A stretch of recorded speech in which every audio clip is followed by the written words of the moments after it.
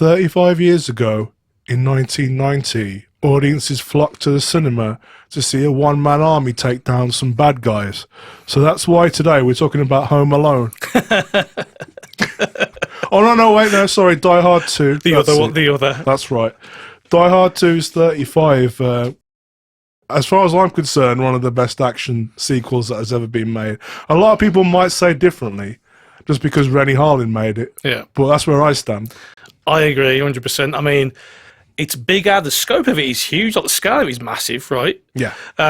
So you get more of what you love. You know, more John McClane, more quips, more action, more bad guys, like more everything. I think it's fantastic. Like, I really, really enjoyed it.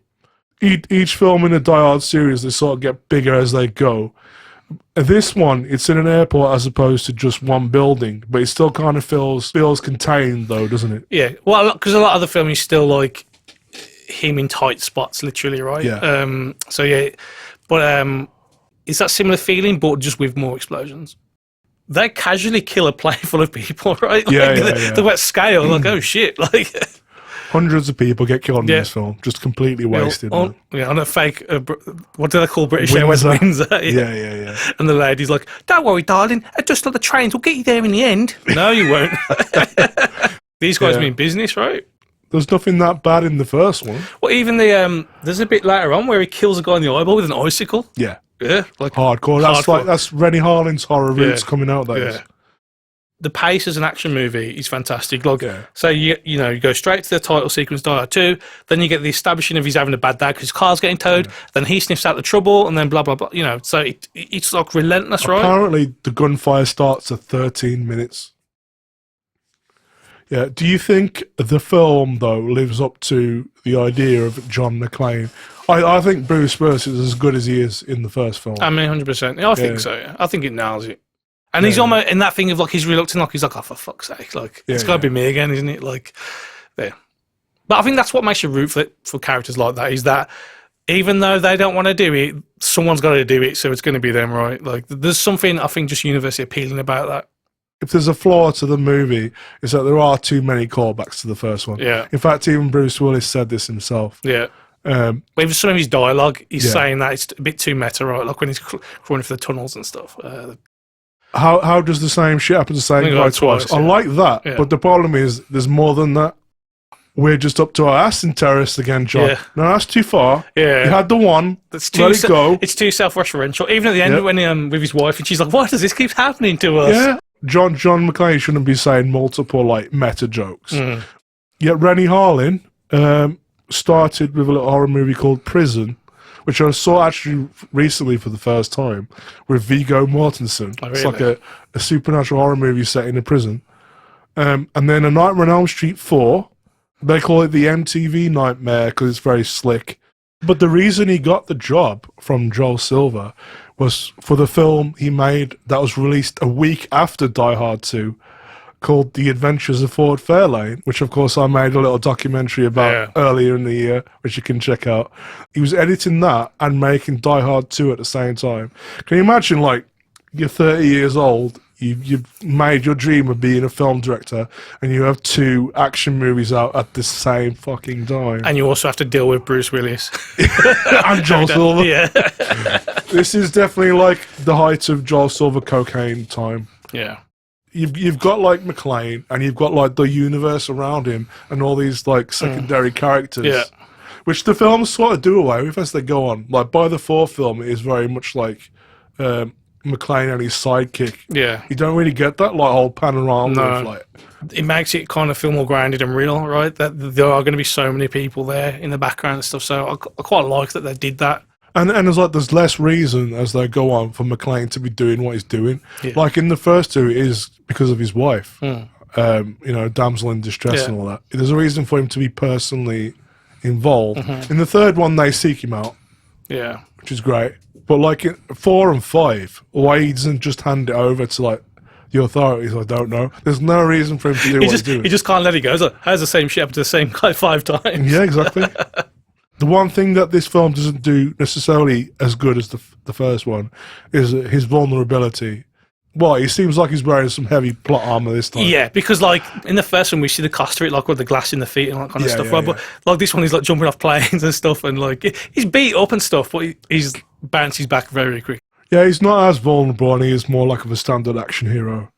But I don't think the character-wise is just as good. Just as good. I think you could even explain that in universe, like for what if what happened to him the first time around, and then if he's become a celebrity, you could even say in character like it's gone to his head a little bit. He's like sees himself as a bit more of a badass, right? So you could even, I mean, they never do, and they don't have to, but I think you could, as a writer, be like, well, yeah, of course he's a bit more hardened now. Of course he's a bit more like confident in his mad situations because he's already lived through it once, right? Yeah. The one thing that this film does worse that everyone will agree on, and I don't even dislike him, is of course William Sadler as Colonel Stewart. Just not as interesting as Hans Gruber. No. But the thing is, it has to be different to Hans Gruber. Yeah, he's kind of bland, and you don't really get much of his motivation as to why he's doing it. It's just kind of like he mentions like communism a couple of times or something, and that's about it. I do like that the way they showed he was a complete psychopath was doing his naked Pilates, karate, whatever he's doing. Tai Chi. Yeah, just like, oh, this guy's crazy. Most people probably know him as the Grim Reaper from Bill and Ted. Yeah. Which I think was a year after this. He's got range. Yeah. But no, like it had to be different to Hans Gruber. 100%. And Hans Gruber wasn't a guy that could kick McClane's ass. No. So, those are the villain hero juxtapositions that I enjoy because they got contrasting opposites, right? Like there's something about not being able to beat a guy with your fists and find another way to do it, right?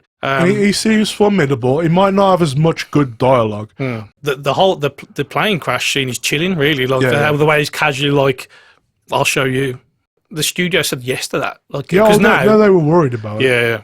They're very worried about it. That doesn't happen in the post-9/11 world, I don't think. No, definitely not, man. No. This setting doesn't happen in a post-9/11 world. That's true, yeah. Even setting it in a real airport, Dulles Airport is an airport. Even that is quite impressive because it's easy to just make up an airport that's in Washington, right? Yeah. To use a real base where a terrorist attack happens is pretty ballsy, I think. Well, that was in the era of like True Lies where terrorists were funny, Scott. They did funny things. They fell about and Oh, you terrorists. Man. We had a very different view about them back then. In many ways, he might be the most evil villain in the entire series. In kill count, surely, right? In actual execution of like how many people he murders. Because obviously there's all the cops and stuff before that as well, right? Yeah. The biggest monster in the movie is actually the old lady on the plane who says she tested a taser on her dog. Yeah. Poor thing lived for a week. I do see that's right. I love the way the camera hovers on it for a second. Like this is going to come into play. Keep your eye on it. Like it doesn't take because there's always a danger of like it becoming like parody-esque, right? Yeah. Which it never does. I don't think. Like you have to have that humor in there because the situation is just so ridiculous. Yeah. I don't think it never topples over into self-parody. As we talked about, this film is packed full of, hey, I know that guy from somewhere. Yeah. Like you've got obviously the T-1000 himself. Yeah, Robert Patrick. Patrick. You've got Chief O'Brien, Cole Meany, doing a weird plummy English accent as a pilot. There's a whole bunch of guys, right? John Leguizamo. Very briefly, and his one line is dubbed by someone else. Dennis Franz. Yep. Detective before Sipowicz, the metal detector line. Yeah. I'm not sure it makes any sense. No, what sets it off the lead in your ass or the shit in your brains? It doesn't make any sense. I think that's a Willis ad-lib. You reckon? Because apparently they let him ad-lib all the time in this.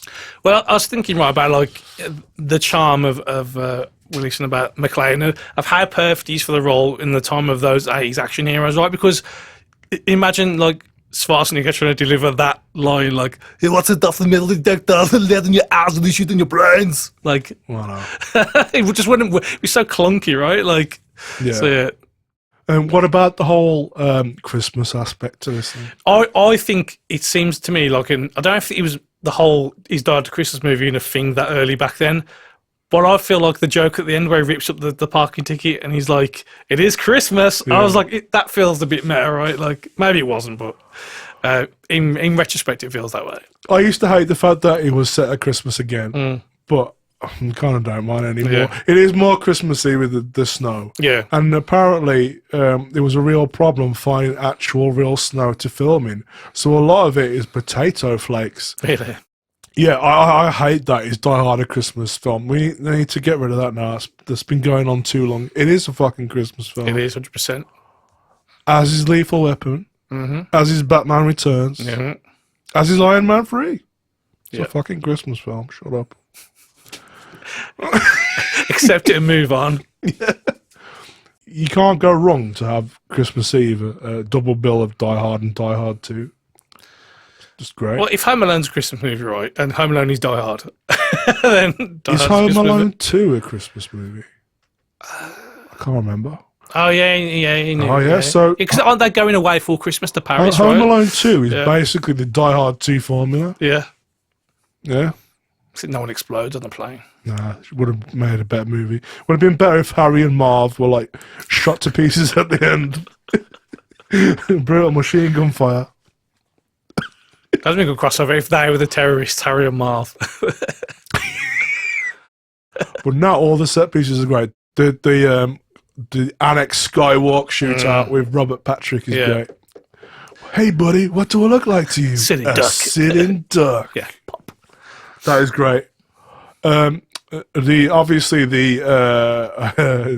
ejector seat in the plane, yeah. I did count the pin. Yeah. When you said count the grenades, I was counting, watching it. It's apparently IMDb says 29 seconds. Yeah, it's crazy. Apparently grenades have a fuse of about 5 to 7 seconds. Yeah. So it would have gone off 3 times by the time he ejects out of the plane. Yeah. But you know what would have been better? It's purely a staging thing. When he hears them say, "Have you got the grenades?" That's when he gets to his feet and starts looking for a solution. And there's the ejector seat.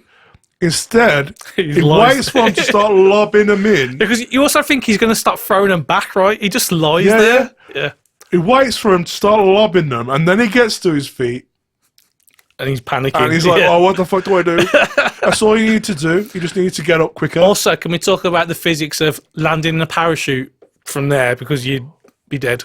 Talk about the extra plot armor in this one, like, because that's meant for when you're like 20,000 feet in the air or whatever. But it is an immense trailer shot as he goes flying up toward the camera. Yeah. Oh shit. Yeah. And obvious old school optical effect still looks okay-ish. There's nothing in it effects wise where you kind of like, oh, it's jarring, it takes me out. I think there's one shot I thought was a little dated, and that's after the winds of the plane is blown up, and there's like a wide shot of McClane looking at it. Okay, yeah. I think that's the only shot I thought was maybe dated, but on the whole, it still looks pretty good. Right. This isn't Renny Harlin's best film, is it? Well, for me, it's The Long Kiss Goodnight. Cliffhanger. Like, Cliffhanger is an immense, like, Die Hard rip-off, really. Yeah. I would put this over Cliffhanger, but behind The Long Kiss Goodnight.